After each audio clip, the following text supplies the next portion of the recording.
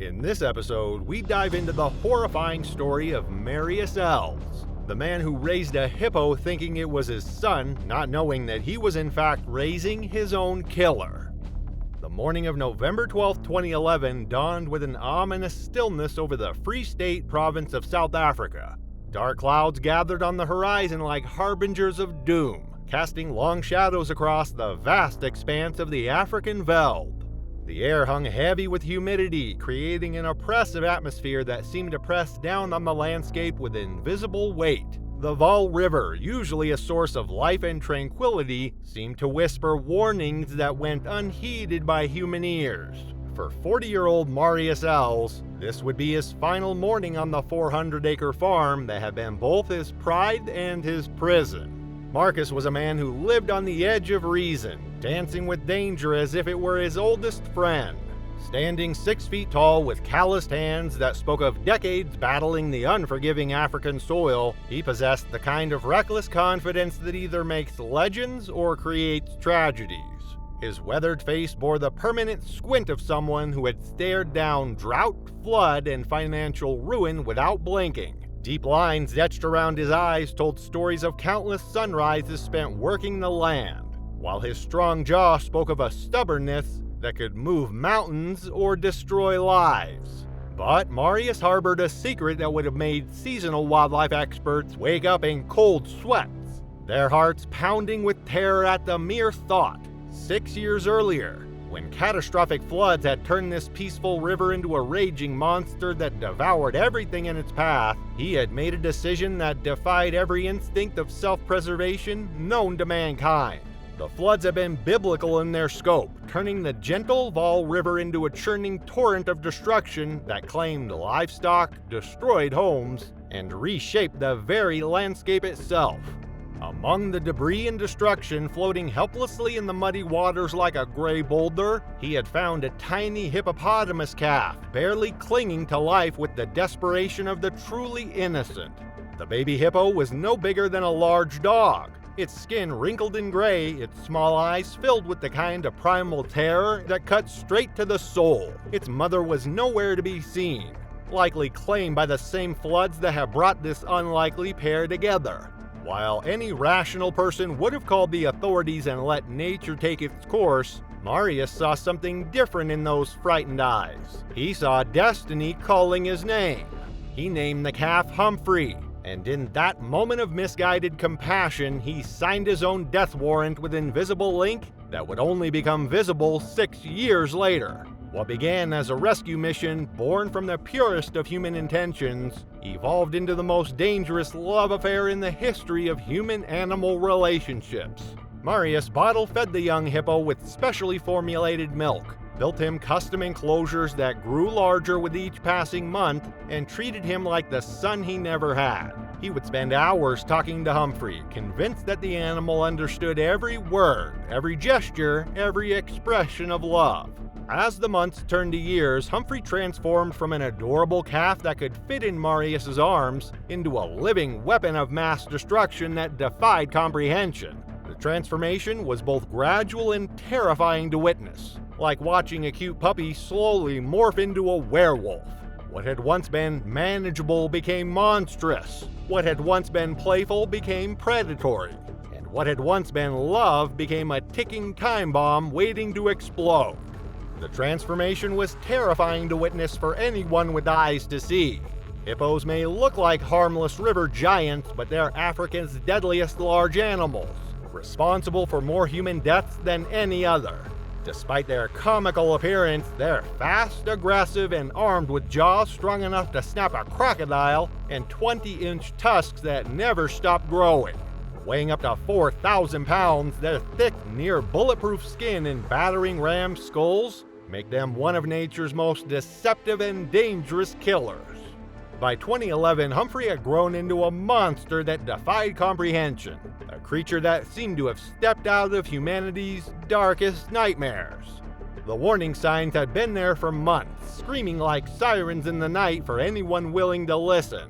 Humphrey had begun displaying increasingly aggressive behavior that should have sent chills down the spine of anyone with basic knowledge of animal psychology. He had attacked cattle on neighboring farms, leaving behind scenes of carnage that looked like something from a horror movie. Mangled bodies and blood-soaked earth that told the story of a predator unleashed.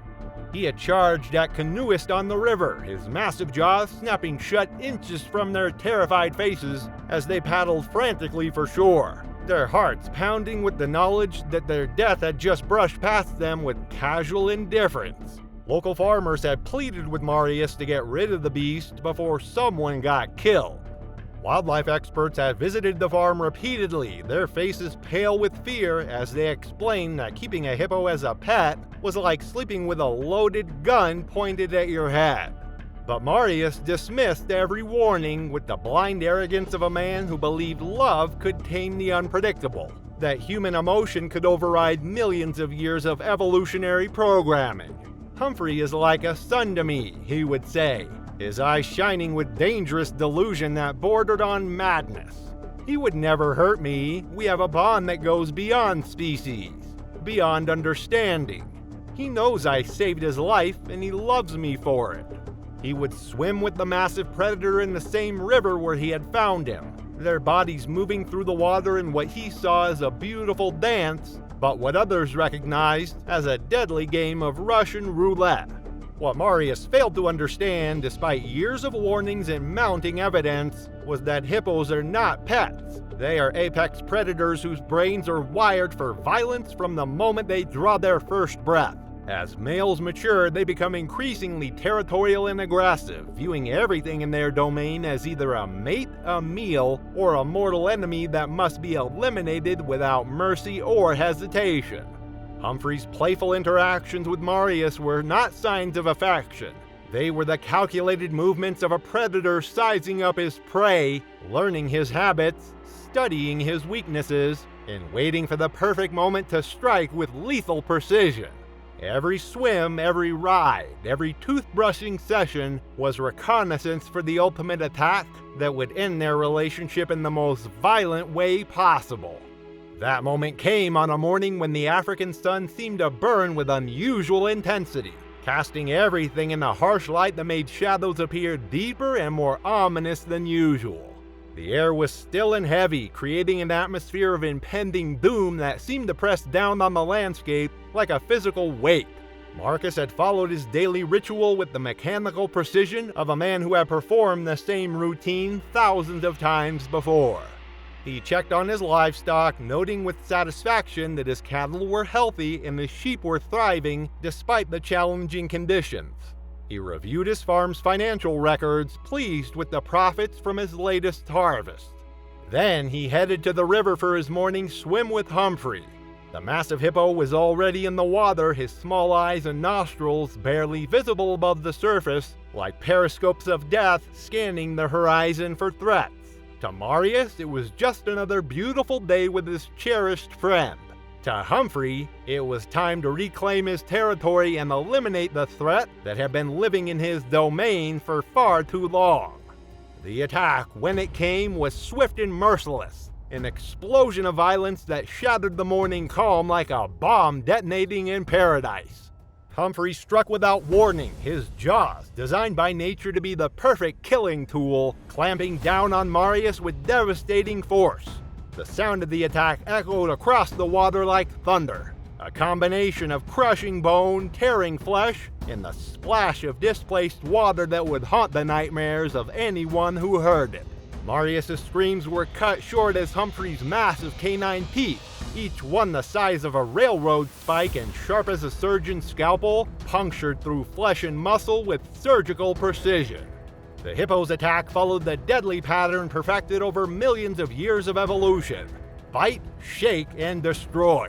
Humphrey thrashed his massive head from side to side with the mechanical precision of a killing machine, his victim trapped in jaws that could exert more pressure than a car crusher. Each violent movement drove those ivory daggers deeper, turning Marius' body into a broken doll in the grip of a prehistoric nightmare that had suddenly become terrifyingly real. The water around them turned crimson as Humphrey continued his assault with the methodical precision of a natural-born killer operating at peak efficiency. This was not rage, This was instinct, pure and simple, as natural as breathing and as inevitable as death itself. The same instinct that had made hippos the undisputed rulers of Africa's waterways for millions of years. The same programming that had kept their species alive while countless others fell to extinction. Marius's desperate attempts to fight back were futile against an animal designed by nature to be the perfect aquatic predator. His hands clawed at Humphrey's massive head, trying to find purchase on the slick skin, but the hippo's hide was like armor, impervious to human strength. His legs kicked frantically in the water, but they might as well have been trying to move mountains for all the good it did him.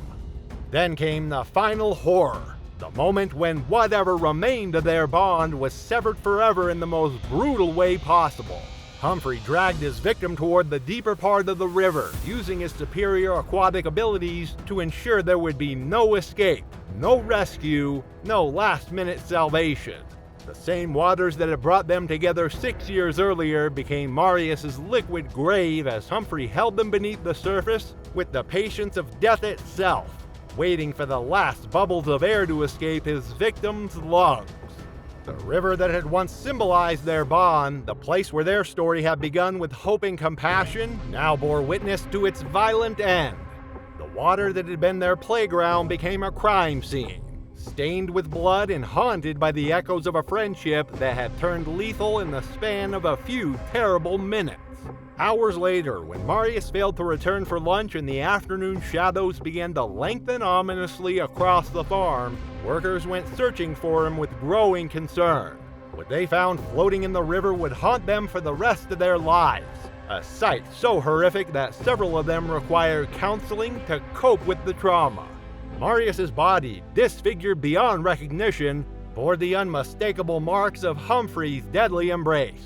Multiple bite wounds covered his torso and limbs, each one a testament to the hippo's overwhelming power and the futility of human resistance against nature's perfect killing machine. Humphrey, meanwhile, had returned to his normal behavior as if nothing had happened, floating peacefully in the blood-stained water like a gray island of indifference. His small brain had already moved on from the violence, processing it as nothing more than the elimination of a territorial threat.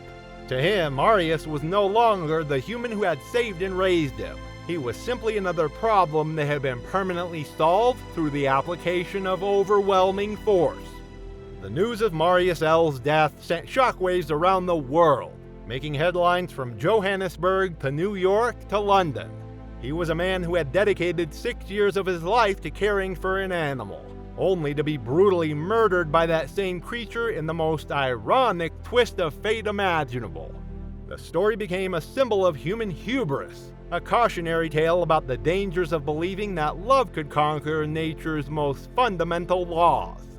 Wildlife experts who had warned him repeatedly about the dangers felt no satisfaction in being proven right, only profound sadness at a tragedy that had been entirely preventable. The incident became a rallying cry for stricter regulations on exotic pet ownership, a stark reminder that some animals should never be kept in captivity, no matter how pure the intentions of their human caretakers. Humphrey was eventually removed from the property by wildlife authorities, his fate sealed by his deadly actions.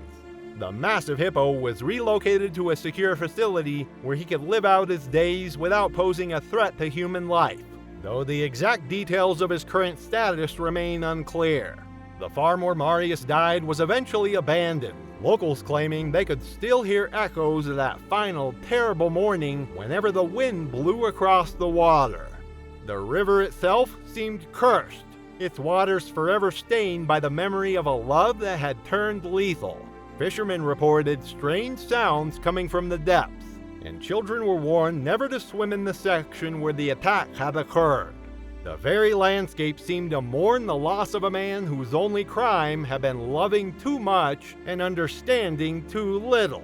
The story of Marius L. serves as a stark reminder that some boundaries should never be crossed, some relationships should never be pursued, and some love affairs are destined to end in death.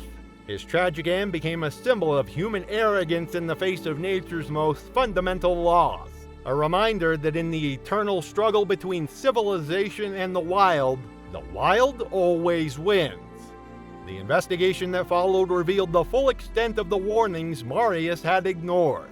Police files contain dozens of reports from concerned neighbors, wildlife officials, and veterinarians who had tried desperately to prevent this exact scenario.